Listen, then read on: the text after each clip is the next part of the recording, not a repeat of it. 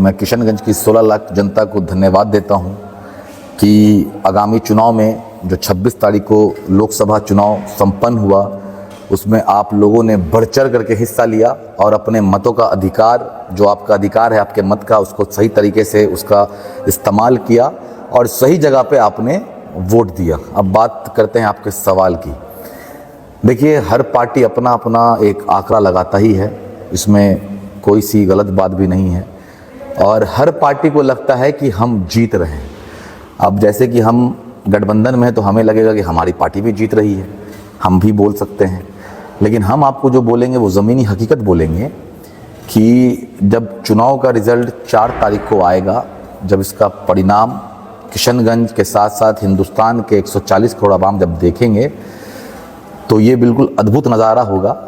और इंडिया गठबंधन के जो कैंडिडेट हैं किशनगंज में, जनाब डॉक्टर आज़ाद साहब, वो कम से कम 20 से 30 हज़ार के मार्जिन से लीड करेंगे। मैं ज़्यादा नहीं बोलूँगा कि 1 लाख 2 लाख, ऐसा नहीं है। जो ज़मीनी हकीकत के आधार पर मैं बात कर रहा हूँ कि 20 से 30 हज़ार के बीच में वो लीड करेंगे इंशाअल्लाह। एक बात ये है कि हमने आपसे पूछा था कि लोगों में उनकी नाराज़गी, फिर नाराज़गी होने के बावजूद उसको कैसे वोट मिल सकता है, जबकि उनके सामने में दो नेता ऐसे खड़े थे जो किसी नाम के मोहताज नहीं और किसी पार्टी के मोहताज नहीं, उन दोनों का पार्टी भी अपने आप में बहुत ताकतवर है और नेता भी। ऐसे में डॉक्टर साहब को लेकर जो नाराज़गी है, ऐसे में आप लोग बोलेंगे जीत रहे हैं, तो कैसे जीत रहे हैं? देखिए, बिल्कुल जैसा कि आपने अभी कहा है कि दोनों जो नेता उनके सामने जो खड़े थे, वाकई वो किसी पहचान के मोहताज नहीं हैं। दोनों अपने अपने जगह पे बहुत ही मजबूत शख्सियत हैं, लेकिन कहीं ना कहीं जब चुनने की जब बारी आती है तो अक्सर आपने यही देखा होगा, इससे पिछले बार भी चुनाव में जब 2019 का चुनाव हो रहा था तब एमआईएम वालों की तरफ से एक काफ़ी लहर था कि हम 1 नंबर पे रहेंगे, कांग्रेस 3 नंबर पे रहेगा, जदयू 2 नंबर पे रहेगा। परिणाम आने के बाद सब लोगों ने देखा भी, समझा भी, जाना भी कि 1 नंबर वाले कैसे खिसक करके 3 नंबर पे चले गए और 3 नंबर वाले 1 नंबर पे। तो ये जो आप बोल रहे हैं आक्रोश, पहली बात तो ये है कि नाराज़गी कहीं पर नहीं थी, थोड़ी बहुत कुछ लोगों के बीच में नाराज़गी थी। एक अफवाह का लहर था, उस अफवाह में जो है भोले भाले लोग फंस जाते हैं। लोग को काम से मतलब रखना है, लोगों को अपनी तरक्की से मतलब रखना है, लोगों को विकास से मतलब रखना है। तो जावेद साहब के टाइम में ये सब चीज़ बहुत हद तक हुआ।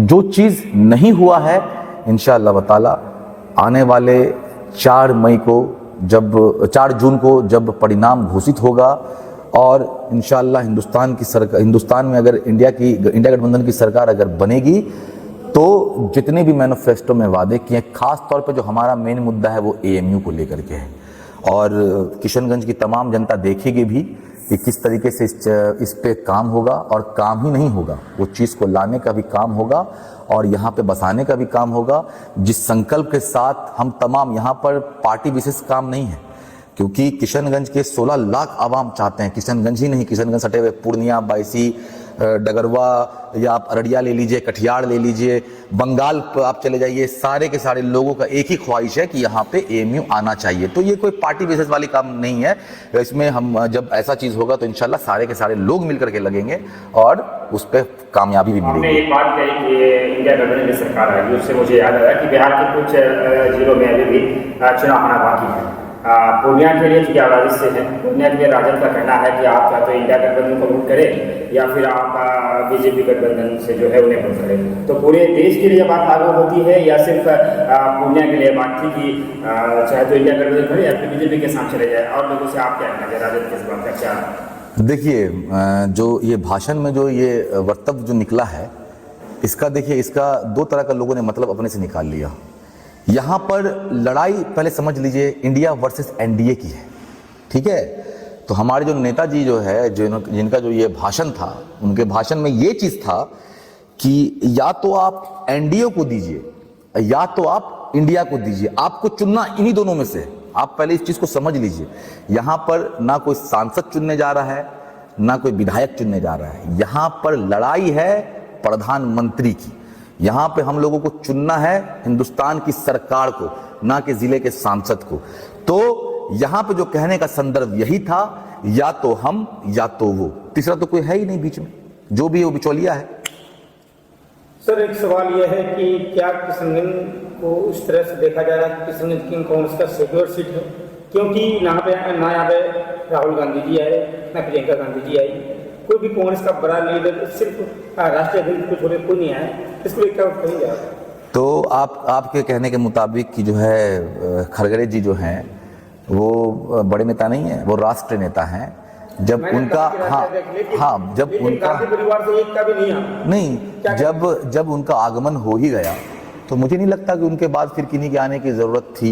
इमरान प्रतापगिरी भी यहाँ पर आए, गांधी परिवार से नहीं आए, तो कोई बहुत बड़ा, क्योंकि हमारे जो स्वयं राष्ट्रीय अध्यक्ष, पार्टी के राष्ट्रीय अध्यक्ष यहाँ पर आकर के सभा करके गए। इमरान प्रतापगिरी जो है अल्पसंख्यक के राष्ट्रीय अध्यक्ष है, वो यहाँ पर आकर के सभा करके गए।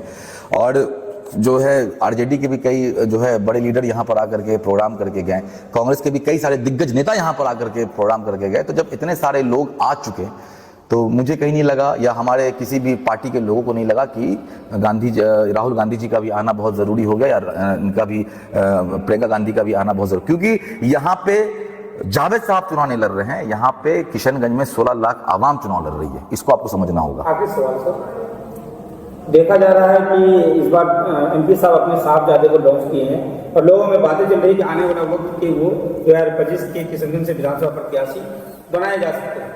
लोगों में बात चल रही है, और ऐसे में दानिश इकबाल साहब खुद विधानसभा प्रत्याशी हैं और लोग चाह भी रहे हैं कि विधानसभा प्रत्याशी बने। ऐसे में आपका क्या स्टेप है और क्या कहना चाहेंगे इसके? हाँ, देखिए, पहली बात तो ये चीज़ मैं आपको बता देता हूँ कि मैंने अपने मुंह से कभी नहीं कहा कि मैं विधानसभा का प्रत्याशी हूँ। अब लोग अगर पसंद करते हैं तो मैं अपने आप को बहुत खुशनसीब समझता हूँ। दूसरी बात कि ये कह देना कि जावेद साहब ने अपने बेटे को लॉन्च कर दिया है, ये सरासर मेरे ख्याल से गलत हो जाएगा, क्योंकि हर मुश्किल घड़ी में या आप हर अच्छे चीज़ों में देखेंगे कि उस परिवार के लोग, चाहे वो दुख का रहे या चाहे सुख का रहे, लोग खड़े रहते हैं। मैं खुद अपने जो हमारे मामू थे डॉक्टर असद इमाम साहब, आप लोग को पता होगा 2015 में एमएलसी का चुनाव लड़े थे वो, और उनके साथ मैं दिन रात एक करके मैंने यहाँ पे चुनाव प्रचार किया, लोगों के बीच में आना जाना। तो इसका ये मतलब थोड़ी ना होगा कि क्या कहते हैं, हमारे मामू ने मुझे अपने साथ मुझे भी लॉन्च कर दिया। तो 2015-2025 10 साल का सफर रहा है मेरा। तो इसलिए मैं ये बता देता हूँ कि वो उनके बेटे हैं, साहबजादे हैं, और उनको लगा कि मैं अपने फादर के लिए कुछ कर सकूं, जनता के बीच में मैं भी जा सकूं, और उन्होंने जाकर के जावेद साहब के लिए प्रचार किया। लोगों के बीच में जो भी नाराजगी थी, अपने फादर के बिहाफ में जाकर के लोगों से मिल करके उनकी नाराजगी को दूर करने का भी काम किया। जो भी शिकायत थी वो भी दूर किया गया, और जो भी गलतफहमी थी उनको हटाने का काम किया। तो इससे मुझे कहीं नहीं लगता कि उन्होंने अपने बेटे को लॉन्च किया। अभी जाहिर सी बात है कि चुनाव बहुत अभी दूर की बात है, और आवाम से जो कनेक्ट होता है वो एक दिन का बात नहीं है, उसमें सालों साल लग जाते हैं।